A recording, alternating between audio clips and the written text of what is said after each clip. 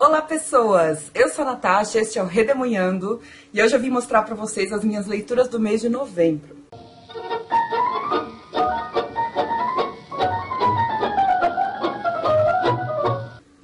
Novembro. Então, novembro, como eu falei para vocês, eu comecei tendo uma ressaca literária pós-eleições.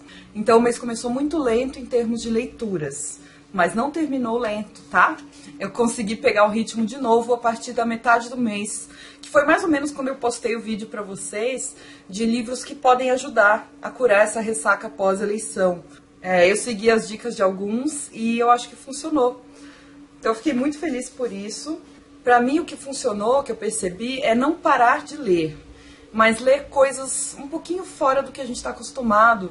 Começando pelo livro que eu terminei, o primeiro livro que eu terminei em novembro, que é um livro de poesias, Sentimento do Mundo, do Carlos Drummond de Andrade, pela Companhia de Bolso. É um livro que eu já tinha lido, foi uma releitura, na verdade, e é um livro super rápido, ele é bem fininho, e é de poesia, né? Então ele tem espaços muito grandes. E eu acho que a poesia me ajudou. Assim, não é todo tipo de poesia que eu gosto. Tem alguns que eu não entendo direito. Eu sei que às vezes não é para entender, né? Poesia é mais uma coisa de sentir. Mas eu sou uma pessoa que tenta entender o tempo todo. E se eu não entendo, me incomoda um pouco. Eu tenho que me desacorrentar disso, né? Eu acho, para eu poder mergulhar de verdade na poesia. Mas por enquanto eu não consegui.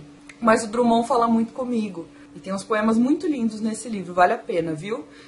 Sentimento do Mundo. Eu quero dele A Rosa do Povo, que eu não tenho ainda. Aí depois desse, eu terminei de ler um livro chamado Piscina Já, do Luiz Antônio Aguiar, pela editora Biruta. É um livro que estava gratuito na Amazon. Eu não lembro se era no entreturnos da eleição ou logo depois do segundo turno. E aí eu baixei nessa época e li agora em novembro. É um livro infantil que aborda a temática da ditadura militar brasileira.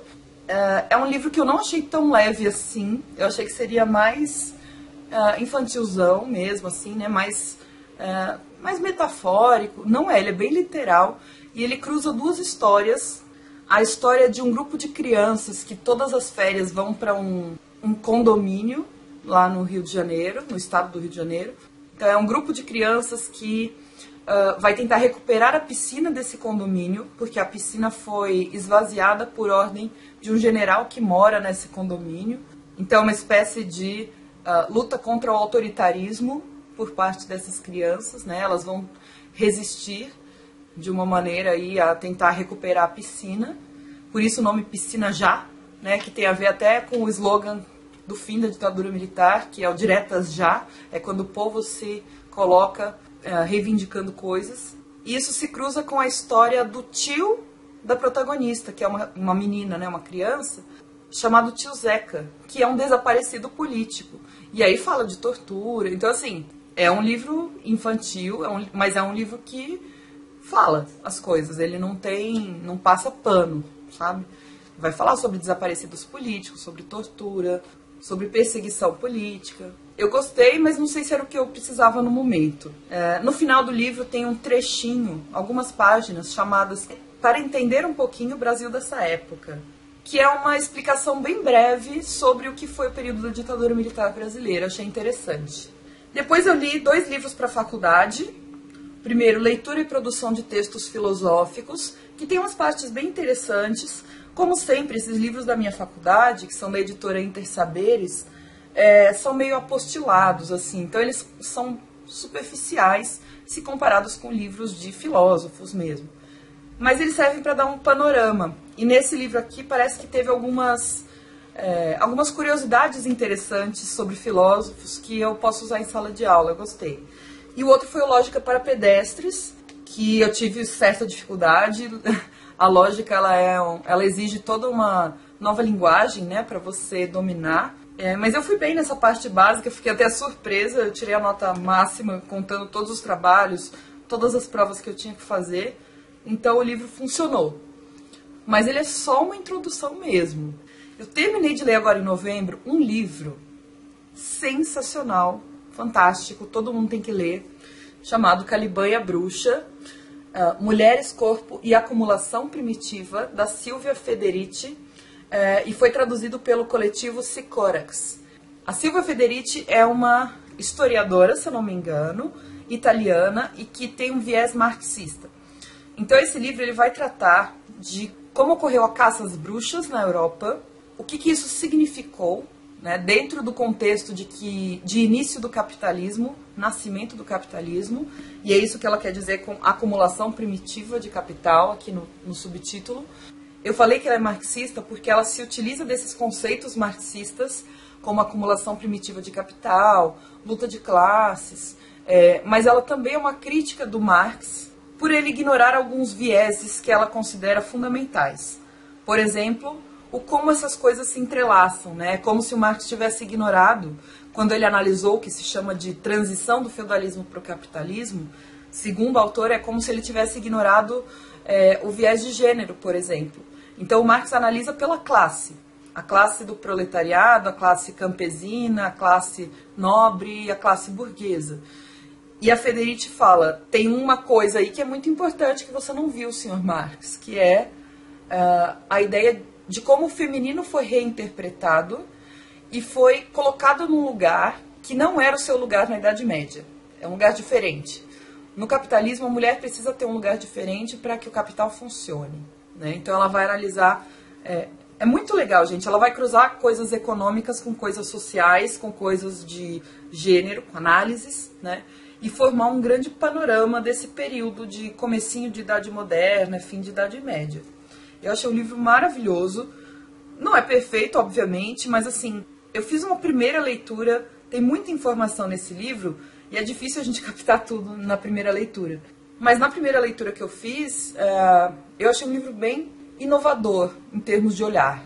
Gostei muito, e quem me estimulou a ler foram as meninas, a Carol Miranda, a Tami, do canal Literatami, e a Camila, do Instagram Camila e Seus Livros, que também está com o canal agora. Eu vou deixar o canal das três aí embaixo para vocês verem, que são canais excepcionais, assim, excelentes. E eu amei. Meninas, muito obrigada por me fazerem ler esse livro agora. Eu estava precisando... Esse foi um dos que me ajudou com a minha ressaca literária, inclusive. Eu pegava ali um pouco e me dava um choque intelectual, assim, do tipo, nossa, eu nunca tinha pensado nisso. Eu amo essa sensação de uma luz, sabe? Eu falei, gente, eu não tinha enxergado isso antes desse jeito. Então isso foi me estimulando intelectualmente de um jeito que eu estava precisando para sair da minha morosidade literária. E aí o livro que eu segui a dica com relação a curar a ressaca literária foi O Filho de Mil Homens, do Walter Hugo Mãe, pela Biblioteca Azul. Esse livro foi indicado por uns 3 ou 4 inscritos, inclusive a Carol Miranda, que eu também respeito muito a opinião dela, como um livro leve que traz esperança pra gente. Foi isso que eu tinha pedido, né, lá no Instagram. E realmente é um livro muito bonito, muito esperançoso. É o segundo do Walter Hugo Mãe que eu li. O outro que eu li dele foi Homens Imprudentemente Poéticos, que eu amei. Esse aqui eu amei também, mas eu não sei, pra mim faltou uma coisa que no Homens Imprudentemente Poéticos tinha, que era uma certa atmosfera, um certo clima, que deixou o livro muito diferente pra mim. Esse aqui eu gostei muito. Aliás, dos livros do Walter Hugo Mãe, era o que a sinopse mais me chamava a atenção. Basicamente, é uma história de personagens. Os personagens que o Walter Hugo Mãe cria são extremamente encantadores. Como vocês sabem, a literatura dele é sensível, é delicada. E esse aqui é um livro sobre amor, basicamente. Amor familiar, amor entre as pessoas, tipo, as pessoas que convivem, as pessoas da sua comunidade, amor pela humanidade, amor por um par romântico também. Acho que por isso que ele é muito esperançoso, né? Ele dá um quentinho no coração mesmo. Ele começa com um personagem que é pescador, ele tem 40 e poucos anos, e ele tá muito frustrado porque ele não teve filhos, e ele tem vontade de ter filhos. Então ele sai à procura de um filho para ele. Essa é a história básica. A partir daí vão entrando vários personagens na história, e cada um mais lindo que o outro. Cada um dos personagens desse livro é tipo uma pérola, porque ele é único nas suas peculiaridades. Então a gente tem um pescador carente, que é esse que eu mencionei para vocês, uma anã que é incompreendida na sua comunidade, um homossexual rejeitado pela sua mãe, uma mulher humilhada por ter perdido a virgindade antes do casamento, uma criança que encontra uma família, E apesar dessas características que eu mencionei, todos os personagens são mais complexos do que isso. Eu estou dando só uma imagem de cada personagem. Eles são muito complexos, ainda mais se comparados com os preconceitos que a gente acompanha aqui da comunidade que eles vivem. Preconceitos bastante tacanhos. E aí todos esses personagens, cada um com a sua doideira, formam uma rede de relacionamentos, que é muito linda. Então, só para vocês saberem, acho que os temas principais desse livro são o amor, a família, a solidão, as relações interpessoais e a humanidade, no geral. É um livro muito bonito mesmo, gente. Recomendado total, assim.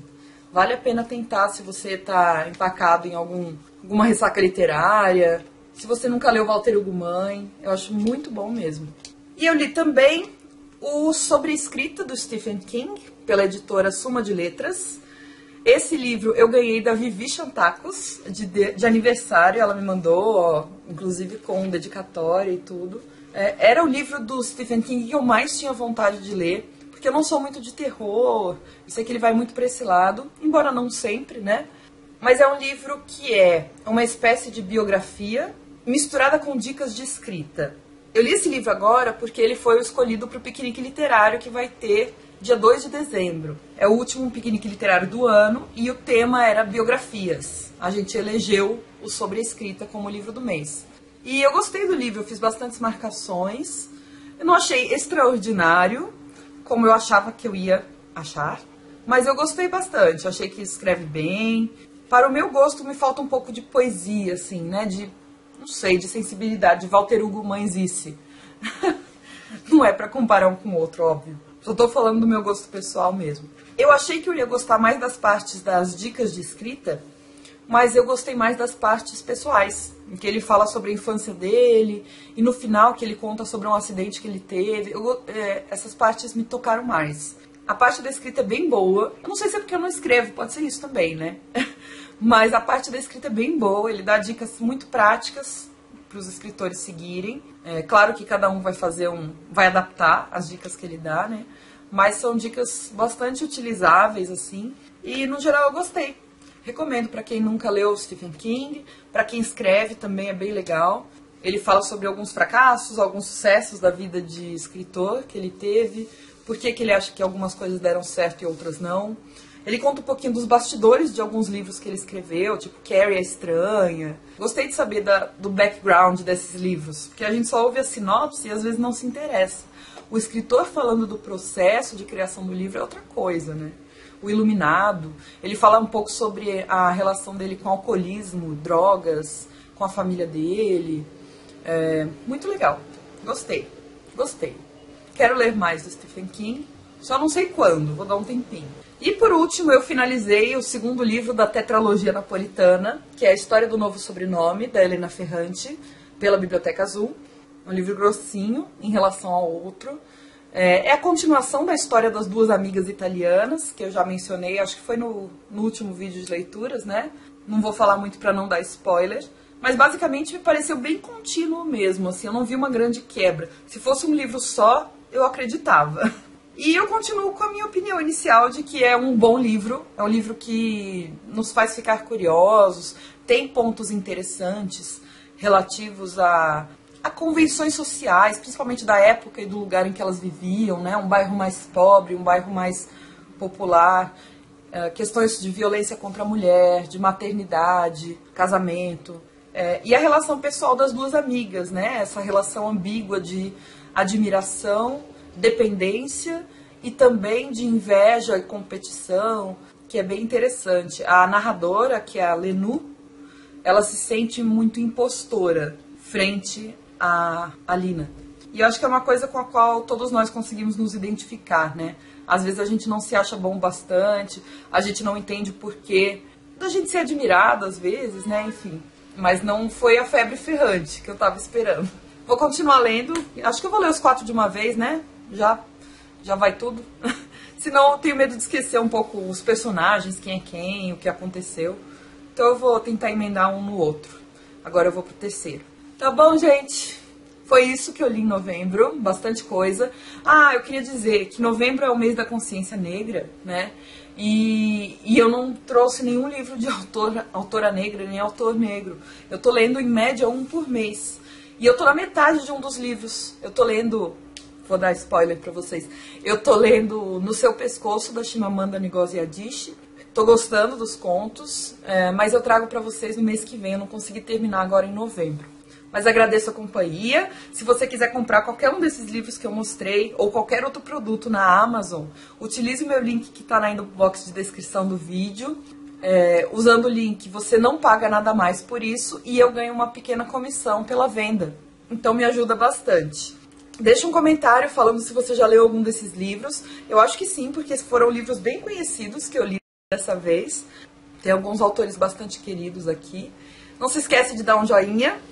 E a gente se vê no próximo vídeo. Um beijo, tchau!